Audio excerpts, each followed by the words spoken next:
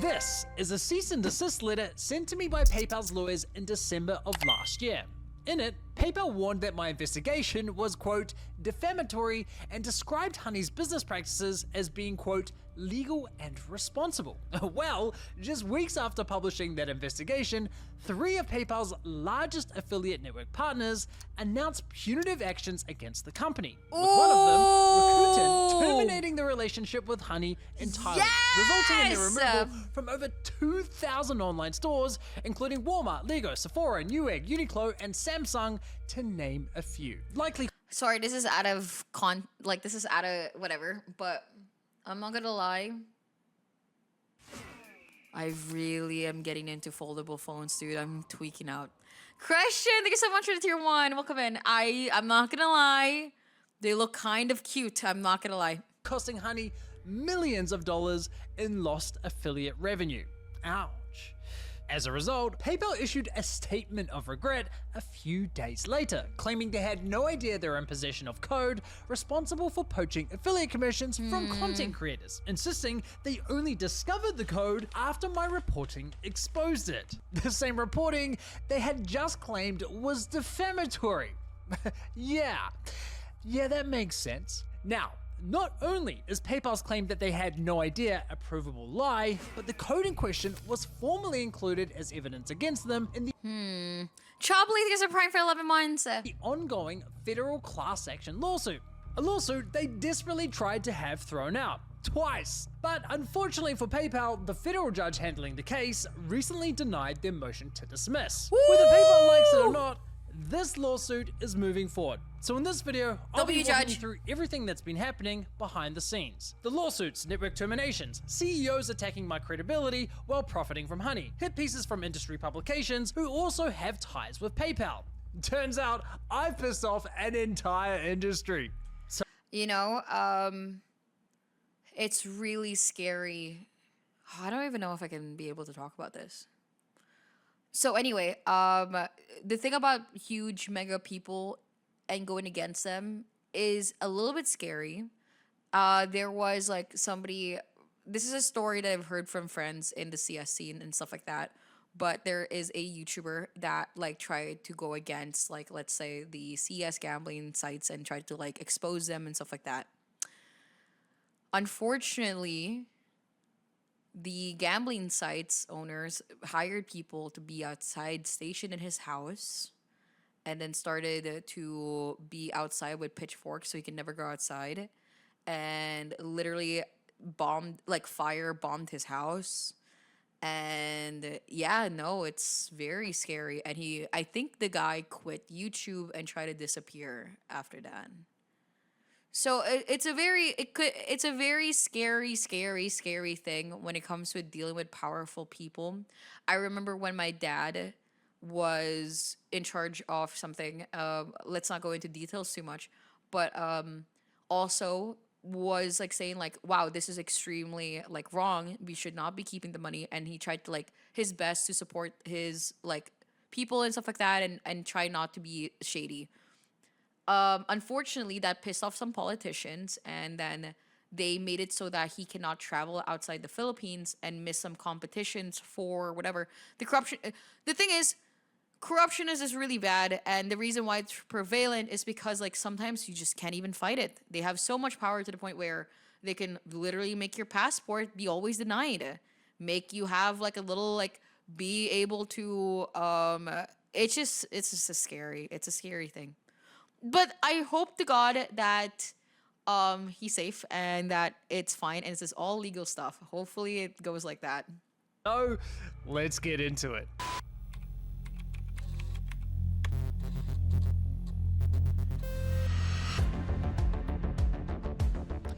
One of the most interesting things to witness after releasing part 1 of my Honey series was the reaction from the affiliate industry, particularly those who stood to gain the most from Honey's business model.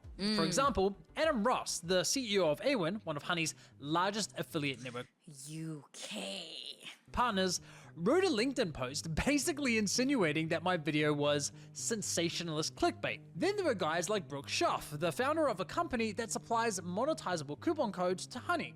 he published an entire blog post calling my video a hit job, declaring that Honey did nothing wrong and that I was, quote, 100% wrong. Remember when I exposed a company for wasting my money and wasting other people's money and literally being a headache to deal with, and then they threatened me in my email saying that I'm a liar, and I'm like, you do know that if you want to like leak our correspondence and stuff, which is, by the way, extremely awful for you to even like want to like do, I would be in the correct.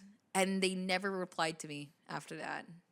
And there were even publications that took aim at my work with headlines like, "What Mega Lag Got Wrong?" who I later found out also had ties to Honey. Point is, the ones complaining the loudest all turned out to have skin in the game. But then I revealed the one thing they Foxy. couldn't spin. Honey wasn't just stealing commissions, they had intentionally built an entire system around hiding that behavior from the industry. The system was designed to profile who you were as a user. If you look like a regular shopper, Honey ignored stand-down rules and allowed influencer commissions to be diverted into their own pockets. But if you look like someone from within the industry, Honey suddenly played by the rules to avoid getting caught. They effectively engineered a defeat device, and with this revelation, the industry had no choice but to respond appropriately, including the ones who profit from Honey's business model. And the first to act was Rakuten, an affiliate network that connected Honey with over 2,000 online stores. Just weeks after exposing PayPal's defeat device, Rakuten terminated their relationship with Honey entirely and sent the following Rakuten notice for even doing to their that like clients. We're writing immediately. to let you know that publisher Honey has been terminated from the Rakuten advertising network. Therefore, this publisher has been removed from your affiliate program, effective immediately. Boom. Just like that, Honey lost access to over 2,000 online stores, many of which were very big brand names. That is a huge hit for PayPal, but it also sucks for Rakuten because keep in mind, affiliate networks like Rakuten are the organizations who run this industry. They set the rules, they enforce compliance, and they control the flow of sales. So when something as damning as this is brought to light, it's terrible PR for them. The fact that a YouTuber with zero experience in security research uncovered blatant fraud they had missed for years, it looks bad. That said,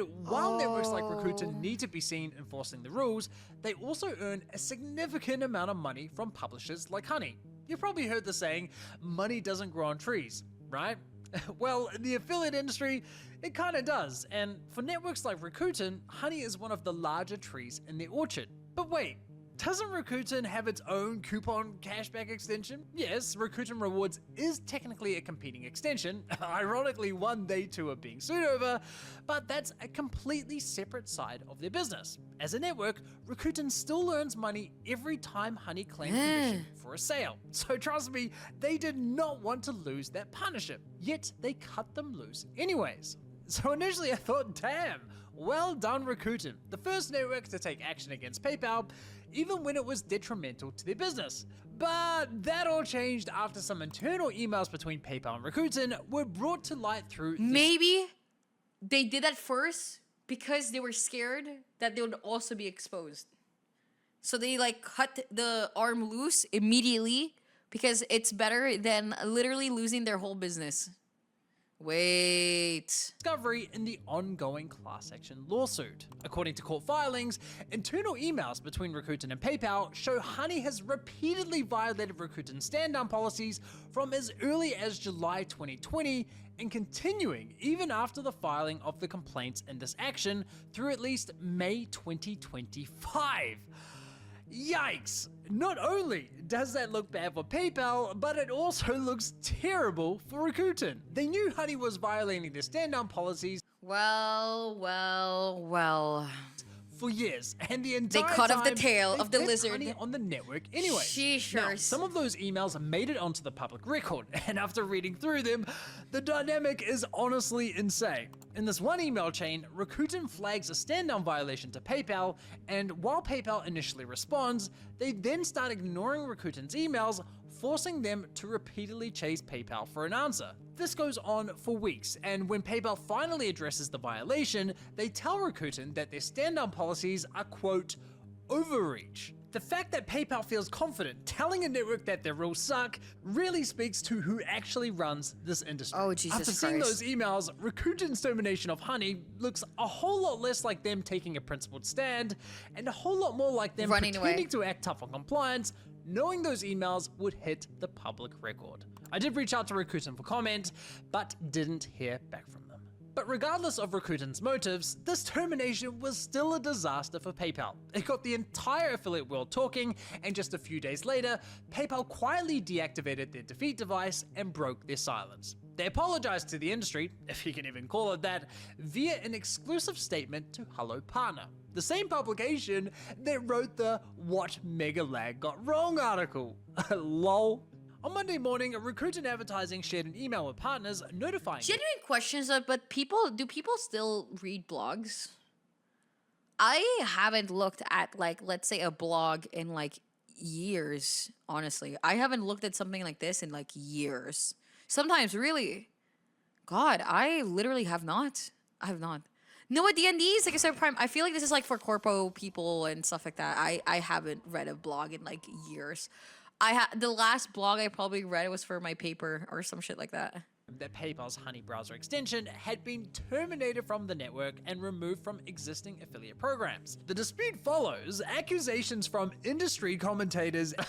Okay, that's hilarious. They won't even cite me by name anymore. When I'm wrong, I'm Wow. Megalite. When I'm right, I'm just a industry commentator. Are we serious? They're not even gonna say like the real name? Classic. The dispute follows accusations from industry commentators and professionals that PayPal Honey uses a defeat device to detect user type and selectively bypass stand-down policy. Rakuten Advertising declined to comment on the move. I wonder why. Hi, Toast. PayPal has now shared an exclusive response with Hello Partner. PayPal and Rakuten are long-standing partners. We are aware of the actions taken regarding PayPal and are working with them on a resolution. The code causing this behavior has been identified and no longer has an impact. The code was implemented prior to PayPal's acquisition and appears to affect less than 0.1%. Right, 0.1% of Honey's traffic. How can you even prove that? How can you even prove that though? Of Honey's traffic. Now, PayPal claiming the defeat device only affects 0.1% of Honey's traffic is, in my opinion, incredibly misleading without way. additional context. Yeah, true. Like, what do you mean 0.1? Where did you get that fucking number out of your ass? As I highlighted in my last video, Honey stored the code for this defeat device in the cloud, meaning they could alter how strict the system was at any time without ever updating their extension on Chrome. A single rule alteration could change how many people Honey targeted, and that's exactly what happened. In 2023, Honey's defeat device would ignore stand-on rules for virtually everyone, unless they found cookies on your computer, signaling that you had visited an affiliate network's website. Clearly a tiny percentage of their users. But sometime between then and the release of my first video, PayPal quietly altered the rules, requiring users have at least 65,000 cashback points before they would break the rules. They went from targeting a very large portion of their users to a much narrower set with one quiet update. Bruh. So when PayPal says 0.1%, was that under their latest rules or the old ones? I did ask PayPal for clarification, but unfortunately, they're not interested in answering my questions There's no way they're gonna answer. anymore. that's Instead, like they a offered me fucking- a there's corporate no swap way. statement, which I'll include at the end of this video. Now, this next statement is really interesting. The spokesperson said that the code was only recently discovered by PayPal, and You know what's so scary? I've been recently wanting to go back to school a little bit, just a little bit. I just been recently wanting to learn more in life and stuff, just for like things I feel like would be a great to know kind of thingy. Why? Oh, nothing. I just think that it would be nice for my brain. Literally, what would you study? I would do. I was genuinely thinking about the law. I'm not gonna lie. It would be very fun, I think, to learn. I don't want to pass the bar. Nothing. I just want to like maybe have like, just like every now and then having some classes about it, and literally like fucking. Usually when I do it, I like. Unfortunately, schools and universities are not great for actual learning. Only getting degrees. I'm probably only getting like one class a semester or something like that, or like maybe 3, something like that. case studies are interesting, but man, the rest of it is miserable. The thing about uni, I'm gonna say something. If you want to self-learn, you can 100% do that. 100%. Don't get me wrong. Self-learning and whatever, if you want to go to uni for learning, then you're only getting the 20% of what uni is good for. The nice thing about uni, and the most important thing about uni, is making connections off what you're learning. I'm so serious. If you are literally in uni and you're not trying to make connections, whether it's your professor, whether it's your classmates or whatever, that can help you in the future, you are genuinely, that is genuinely an L. Like, it's unfortunate, but when it comes with like work stuff, connections are unfortunately key. Unfortunately, it sucks. It sucks. It sucks. I personally did not make any connections in uni, and I only made I made a handful of friends and et cetera, because I did not like anybody in uni. I'm not gonna lie, but if I could tell my younger self, I just care too much. It is what it is. On being made aware of it, the company has deactivated. Honestly, I'm way better for it anyway. Because of me self-isolating in uni, I was like, damn, dude, I have to get like a fucking surgery. And I was like lonely as fuck because everybody's busy with their work and like school. So I started streaming because I was lonely. That is patently false. Yes. For me personally, I can't learn unless I have people around me. I will never ever learn if I don't have requirements, if I don't have something to lose. I can't do it. I can't. Self-learning for me personally is really hard unless I need this pressure. Like the thing about uni, the pressure was like, I paid for this. My parents are paying for this. I don't want to disappoint them, so I have to do it, and I have to do it. If I skip this class, it means I lose my parents like fucking 5,000 pesos, and that is horrible, and I don't want to do that. So it gives that pressure, and also you having classmates as well. It's like kind of like body doubling. So that's the reason why for me, I would personally go back to school if I want to learn something new and not just self-learn alone in my room, because I know it's easier to say than done when it comes to self-learning in your house. It's hard for me personally to do that without any pressure. Sucks. Hi, Lily, Haley, and Shayla. The defeat device was developed in 2017 under the original founder's leadership. Then PayPal inherited it when they acquired Honey in 2020. However, at the time, Well, the Deme defeat hug, Cray hug, Deme hug. Foxy, they get tier 3 for 13 months. device was encrypted, scrambled so that even if someone found it, they couldn't read it. Then, in 2021, under PayPal's ownership, the entire system was rebuilt. The rules were restructured into a completely new format and stored in plain text on PayPal servers. That's not a minor tweak, that's a fundamental redesign. PayPal's developers had to build that from the ground up. You can't rebuild a system, continue adjusting its rules year after year, then claim you had no idea it existed. True! PayPal claiming ignorance here is fucking wild. The way I see it, it's just a straight up lie. And let's not forget, I alerted PayPal to the defeat device in my request to comment sent to them on December 18th. But rather than immediately deactivating it, PayPal labeled my accusations as not accurate and ignoring basic facts, then had their lawyers threaten to sue me. They only deactivated the code on January 13th, almost a full month later. The article ends with a statement from a PayPal executive stating, "We regret the impact this situation has had on our partners and look forward to working together for the betterment of the entire industry." Now, you may have noticed this article isn't exactly dripping with criticism against PayPal. Genuine question, since we're in a topic of Honey. Is there a lot of people in chat that used Honey? Press 1 if you did, press 2 if you've never even touched it or even know about it. Oh, wow. Shit, I'm a wonder. I'm not gonna lie, I've used Honey, unfortunately. I've only used it, like, let's say for 2 months or Chicken so. has arrived. And then I realized it doesn't help, so I literally uninstalled it and shit out of my PC. It was blocked in my country. Chicken milk like 3 months? I knew about it, but I don't shop online a lot. Oh, fuck. You actually go outside. Bless you. Fuck. I shop a lot. online because I don't like going outside. And there's a very good reason for that. You see, when I first saw the What Mega Lag Got Wrong article, I initially brushed it off as a publication trying to Damn it, you look for coupons in sketchy websites. We know you used honey.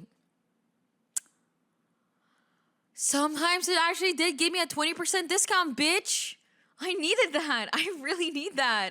be contrarian for clicks. But then they published another article, this time platforming a post from Honey co-founder Ryan Hudson, who attempted to write off my entire investigation as a conspiratorial hit piece. Both articles were You know, if you want to spot somebody that is literally trying to change the story, or like, let's say somebody's calling you a liar, who has more to lose? It's always like idea sometimes. This company has literally everything to lose if this is all completely real. And so if you literally like make it so that it's like 100% you versus me situation, I usually think that it's probably real. My coupon. Sausage Gato, I think it's 2 months. conspiratorial hit piece. Both articles were written by the same journalist, and for neither article did Zoil offer me the right to respond. Yet he had no problem doing that for PayPal. So I'm thinking to myself, man, these guys at Hello Partner sure have a raging boner for Honey. This led to me digging into their company, and surprise, surprise, Honey was a premier sponsor of their flagship conference. I know for a fact that somebody is using their educational email right now for an account that's like, oh shit. Like, you're Hi me Deme, saying that shit. hope you're feeling Flipping it better 10 today. months. I'm happy you gave yourself some rest days. Deme cozy, much love and nice new artwork. Thanks Deme so smile. much. Probably should have disclosed their conflict of interest to their paying subscribers. But here's where it gets even more hilarious. Zoil, the journalist, actually emailed this article to me explaining that Hello Partner is, quote, Switzerland when it comes to industry disputes, which is I love why they didn't offer any opinions on PayPal getting booted from Rakuten. That's right, the guy who had no problem criticizing my work is now claiming he's Switzerland. You can't make this shit up. No fucking way. And get this, I offered Zoil an exclusive statement to include in his article addressing the claims made by PayPal, something most journalists would jump at. But of course, it was never included. All things considered, pretty shocking behavior from a publication that lists inclusive and unbiased as one of its core values. Moving on. Shortly following Rakuten's termination, the situation for PayPal only got worse. The CEO of Impact, another major affiliate network, announced they too were taking action against Honey. Following a thorough investigation, Impact has determined that Honey is out of compliance with our platform policies and has been removed from the Impact Discovery Marketplace. We've also temporarily suspended their account while we confirm they have made the necessary changes to comply with our terms and conditions. Now, this sounds a lot worse than it really is. They basically just pulled Honey from their marketplace, meaning new merchants can't discover or partner with Honey. Online stores already partnered with Honey through Impact will remain unaffected. Still sucks for PayPal, obviously, this limits their ability to grow, but that's about it. The next network to take action was Awin, and this one mattered the most because Awin is by far PayPal's biggest affiliate network partner, giving Honey access to over 16,000 merchants. The response came straight from their CEO, Adam Ross, the same guy That name is way too close. Literally, oh my god. who initially brushed off my entire investigation as clickbait. Awin Group is providing an update on its ongoing investigation into Honey's browser extension practices following recent public scrutiny within the affiliate marketing industry. As soon as Awin Group became aware of the allegations raised publicly, we opened a formal internal investigation into the activity in question. The investigation has since confirmed breaches of our publisher policies. Honey has confirmed they regret the impact the situation has had and agreed they will work with us to remediate that impact.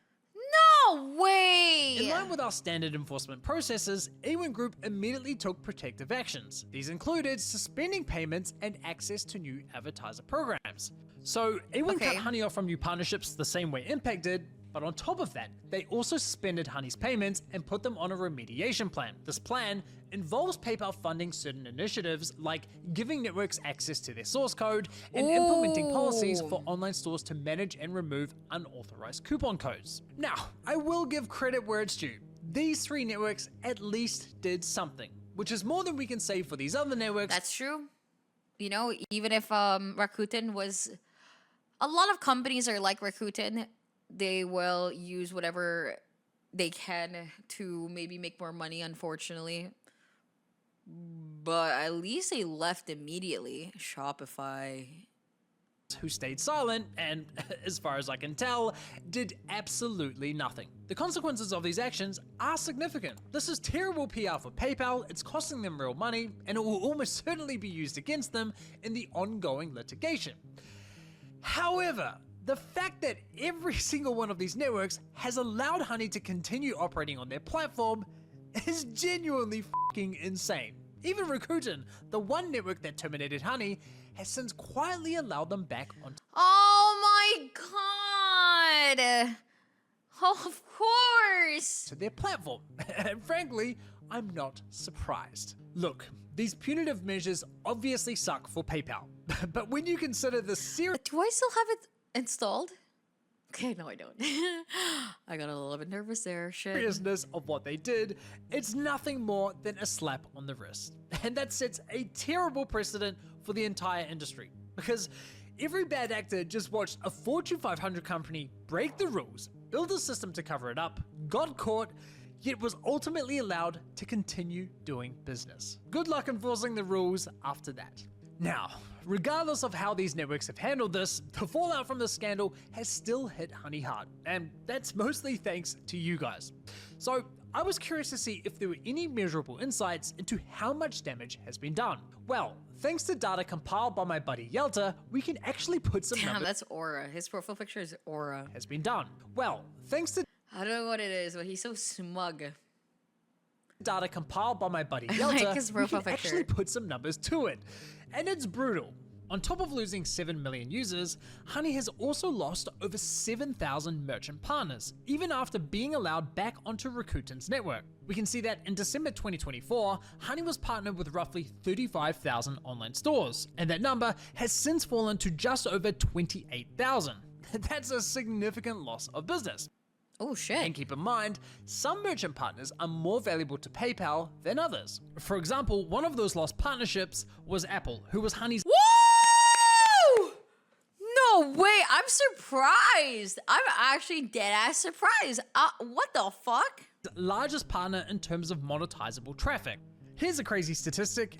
Apple alone generated more shopping traffic than Honey's bottom 27,000 partnered stores combined. Ooh! And Apple wasn't the only big brand to jump ship. There's a ton of them. So yeah, that's gotta sting. Honey's database of coupons has taken a huge hit too. As of December last year, Honey had 90,000 coupons, but is now down to about 50,000. And there's a very good reason for that loss of 40,000 coupons. One of the Apple's fucking devices are so expensive and shit that, like, I'm surprised there was ever a coupon in general for Honey to even be used. I'm gonna give it a buck. Like, dude, that shit is probably like barely anything when it comes to their revenue. issues I highlighted in the series was Honey quietly harvesting coupon codes from users at checkout without their knowledge or consent. Guys, I'm buying a $1,500 phone. I got $5 off my Honey. Woo! Yes!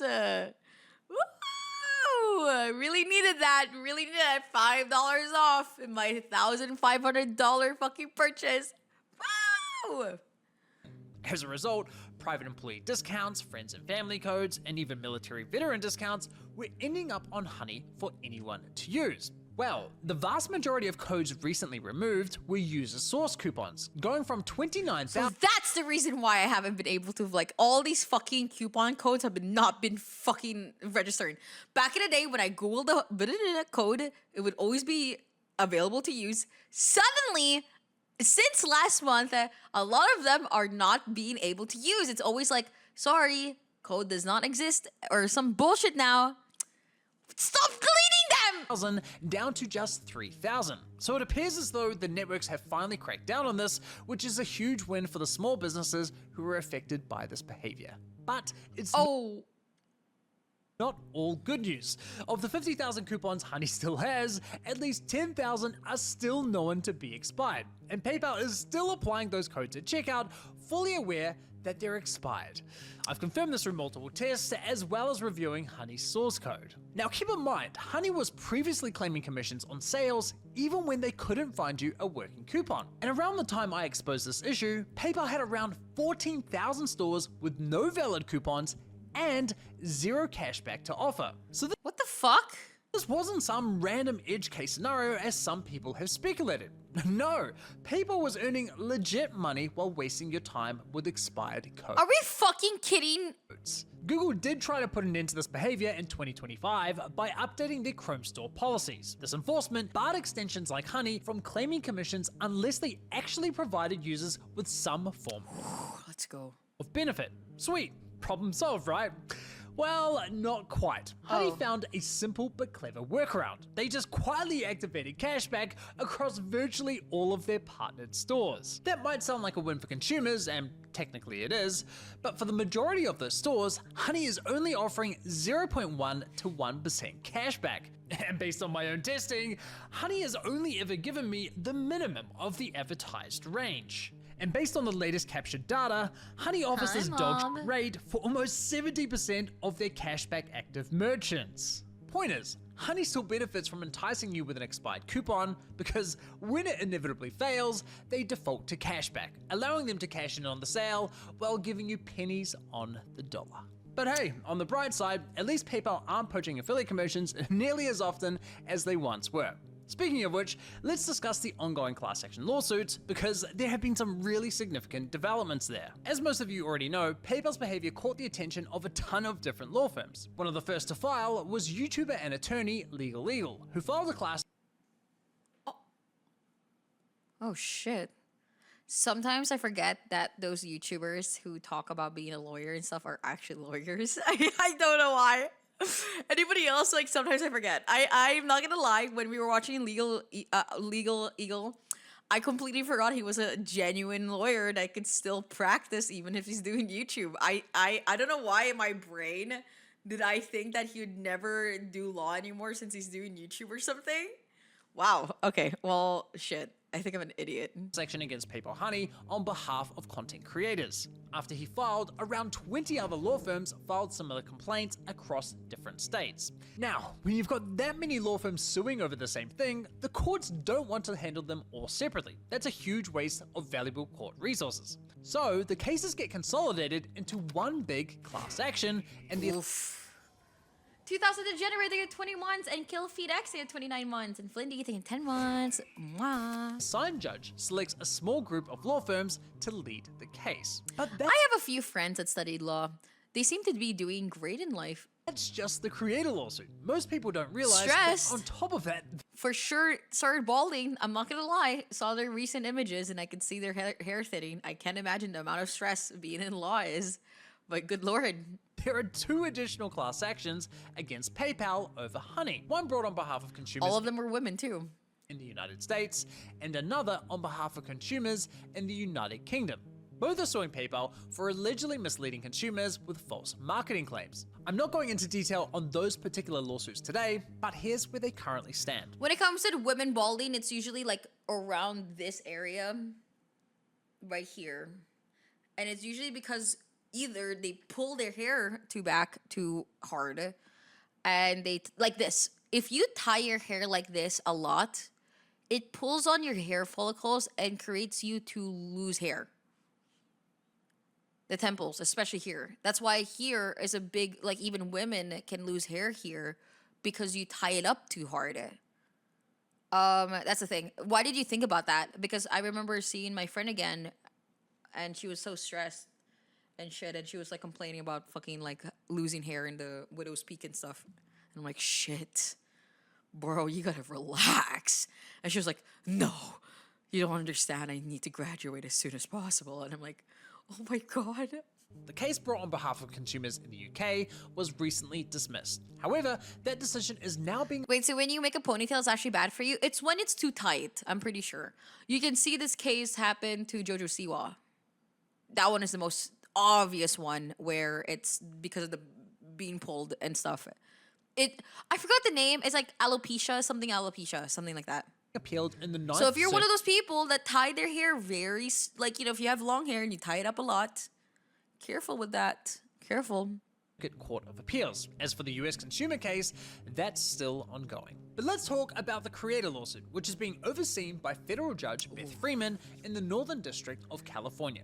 3 competing law firms were selected to represent the plaintiffs, the content creators. Interestingly, Legal Eagle's firm wasn't one of the firms chosen. I guess being first to file doesn't automatically win you a seat. But hey, shout out to Legal Eagle for taking the lead and bringing more attention to the story. Anyways, once a case is consolidated, the defendant, PayPal, gets to assess the claims made against them, and almost always they file what's known as a motion to dismiss, which is them basically asking the judge to throw the case out entirely before it even moves forward to trial. Now, in November 2025, there was a hearing on that motion to dismiss, which I listened into live, and during those oral arguments, it was pretty clear that Judge Freeman wasn't entirely convinced that the content creators had demonstrated that PayPal actually violated any contracts. No! So, things weren't exactly off to a No!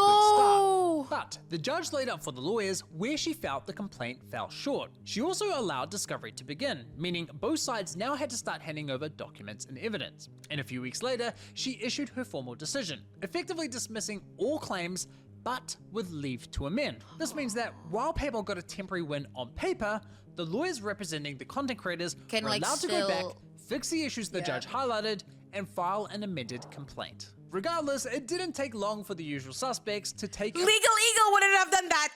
Legal Eagle would have done so much paperwork. I'm kidding. premature victory lap, PayPal's lawyers, hello partner, and of course Ryan Hudson, who tweeted case dismissed despite not owning the company anymore. But little did they know, I had an ace up my sleeve. That of course being the discovery of Honey's defeat device, and I was fairly confident that once exposed, it would help the case significantly.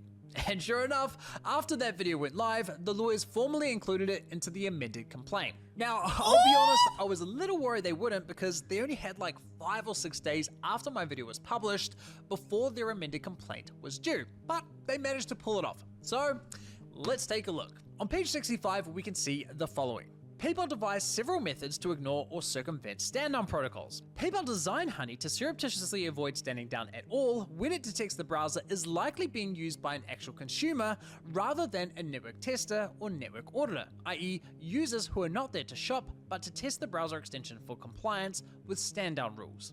Honey has created 4 basic criteria through which it determines whether or not to stand down. The lawyers then lay out the 4 criteria Honey tested: how old your account was, how many cashback points you had earned, if you're on a blacklisted website with special rules, and lastly, whether you had visited an I'm not gonna lie, I miss writing papers.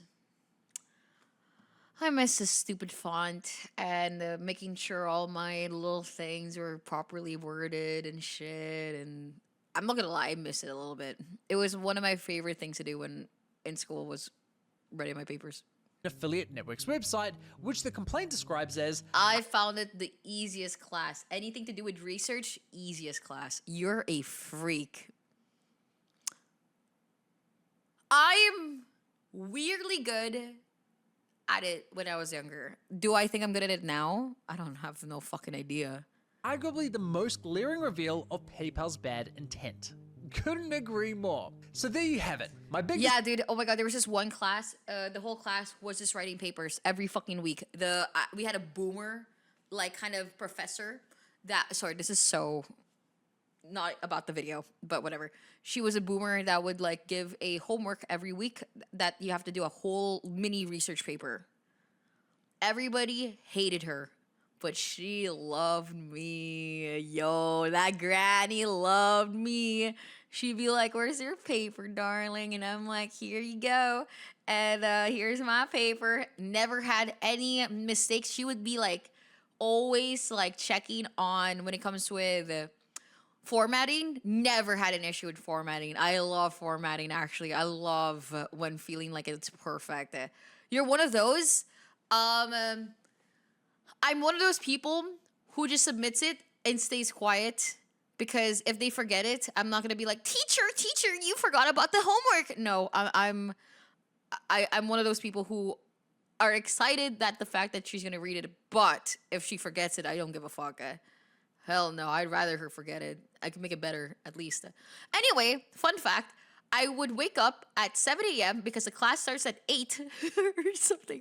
I'm pretty sure it started at 7, maybe actually. So I woke up at 6, did the paper immediately, walked downstairs, went to a printer area, whatever, get it printed for 5 pesos, and then literally walked to class and submit it. Perfection, dude. It would be, and then not only that, it's at 6 a.m. Do I write this fucking fuck ass paper? And not only that, I'd be like, literally like brain blasting in my speakers. I'm a cutie pie playing League of Legends. It was great. It was great. Or if it wasn't I'm a cutie pie playing League of Legends, it was Good Mythical Morning. Discovery now formally alleged in a federal complaint. Not gonna lie, after all the hard work I put into uncovering this, it feels good. And the inclusion of this evidence wasn't the only improvement. The lawyers did a great job strengthening the complaint. Why does Omi look like sorry, our but what if- favorite cook, Jakes, Joshua thank you Wiesman? 27 months. What? Okay, dude, don't say that. Do not say that. You're really a freak for that. I just think that writing papers are easy. And I think that it would be easier for sure now if AI wasn't a thing. Unironically, because AI makes it too easy. I think that people are lacking at the feels good moment of when you're reading a paper, being able to rewrite the paper in a way where you're referencing but putting your own opinions in it and stuff like that. I miss it. I do miss that part of school. Would I like it now, knowing that AI is prevalent? I don't think so, actually. I think I would hate school now because of AI, because I know I'm lazy enough to honestly probably use it if I was in school right now. Because I know for a fact that I love doing it the easy way. But my easy way before was without AI and having to actually read it. Sad. Effect has all of this had on the case? Well, on June 4th, there was a second hearing on PayPal's motion to dismiss. And this time, there was a completely different energy in the courtroom. The moment the hearing started, the judge made it clear that she believes this case could move forward. And when she invited PayPal's lead attorney to make his arguments, Richard Jacobson, the same lawyer who sent me the cease and desist, she joked that he had an uphill battle ahead of him and might not be winning the motion to dismiss. A brutal thing to hear before you've even opened your mouth. And it only went downhill from there. Throughout the hearing, Judge Freeman constantly pushed back on PayPal's arguments, challenging them at every turn. To give you an example, at one point, PayPal tried arguing that affiliate IDs don't hold any real intrinsic value because they're just short strings of numbers and letters. The judge responded with something along the lines of, well, you could say the same thing about a dollar bill, to which Richard Wait. replied, quote, I don't know how to respond to that. And in my view, that kind of sums up PayPal's whole defense. On the other hand, as the lawyers representing the content creators presented their arguments, the judge mostly listened in without interrupting. It was pretty obvious which way she was leaning, so it seemed very likely during this hearing that the amended complaint had done its job. Now, it's important to understand that when a judge rules on a motion to dismiss, it's not as simple as deciding whether to throw out the entire case or keep it. The judge has to go through each individual claim and decide on the merits of each one separately. So for example, she might say, yes, I see a legitimate case for computer fraud, but no, I don't think you've proven unfair business practices. She could That's the reason why sometimes some people are like pushed with like multiple ones, so like maybe this one hits, maybe that one hits, blah blah blah blah blah. every claim besides one, and the lawsuit would still move forward on that one remaining claim, just under a much more limited scope. And after listening to the hearing, I thought the judge would allow most of the claims to survive, but not all of them. Well, on June 22nd, Judge Freeman issued her final ruling, and every single claim survived. No way! Oh my god, no way! And issued her final ruling, and every single claim. Violation of Computer Fraud and Abuse Act, unjust enrichment, international interference with a prospective economic advantage, international interference with the contractual relations, violation with the California Comprehensive Computer Data Access and Fraud Act, violation of the California Unfair Competition Act law, violation of the Washington Consumer Protection Act. Holy fucking shit. Intentional. Oh, I thought I said oh, yo, I actually am dyslexic. Oh my fucking god. That shit looks like international to me. KJ, I think it's 60 months. Claim survived. That is a huge win for content creators and a massive blow to PayPal. So, what happens now? Well, now you know what it is? The judge probably had honey installed. Yo, on God, the judge had fucking honey installed and now she's like pissed about it? No way. Case has survived, there's no reason for the lawyers to delay the discovery process. That means PayPal handing over documents. She's probably one of those people that love coupons too. Oh my God. Communications, and their employees possibly facing depositions under oath. And given that the defeat device was developed prior to PayPal's acquisition of Honey, it's entirely possible that the original founders, Ryan Hudson and George Ruan, get dragged into this process as well. And honestly, I think they should.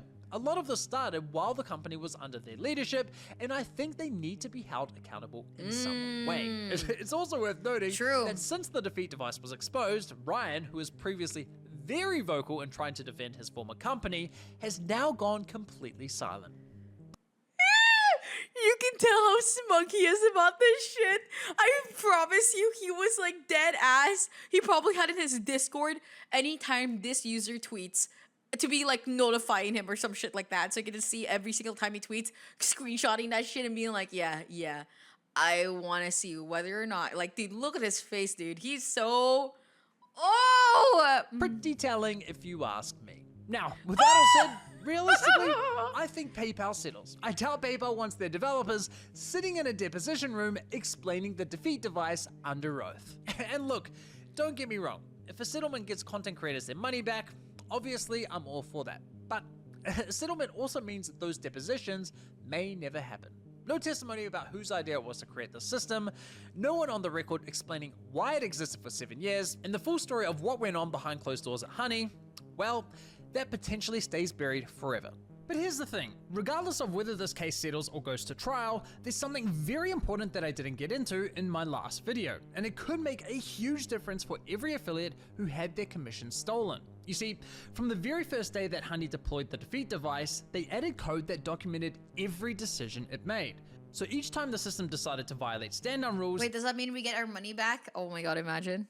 That decision was logged. Every time it decided to play safe, that too was logged, Guys, every time there's a class action lawsuit and then you're like, guys, you can get your $50 back. Woohoo! If you sign up here and put your information here, you can get your $50 back.